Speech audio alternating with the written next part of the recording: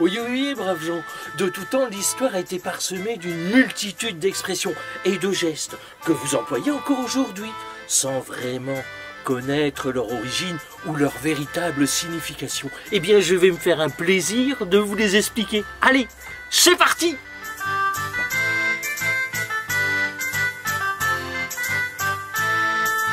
Aujourd'hui, nous allons voir une expression qui est bien connue des parents, et c'est « jeu de main, jeu de vilain ». De nos jours, vous utilisez cette expression pour prévenir les enfants que les chamailleries souvent se terminent par des coups. Par exemple, « Firmin, Romain, cessez de vous chamailler. Attention, jeu de main, jeu de vilain ». Mais de où vient cette expression?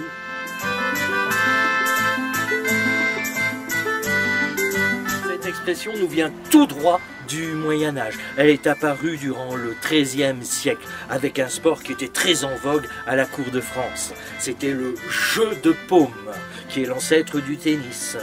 Ce sport était pratiqué surtout par des riches, des nantis, des bourgeois, les seigneurs, les princes. Et pratiquer ce sport avec une raquette qui coûtait très très cher à la fabrication. Mais le paysan, lui aussi il avait envie de jouer au jeu de paume.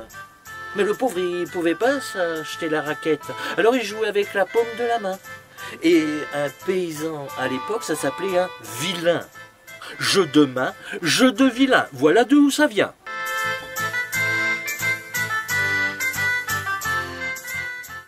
Donc, si un jeu de main, c'est un jeu de vilain, un jeu de pied, c'est un jeu de qui alors?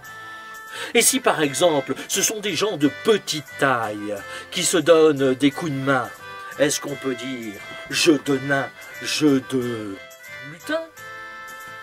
Et pour vos enfants, est-ce qu'on peut dire aujourd'hui jeu dans les mains, jeu sans fin? Allez, au revoir et à bientôt. Au revoir.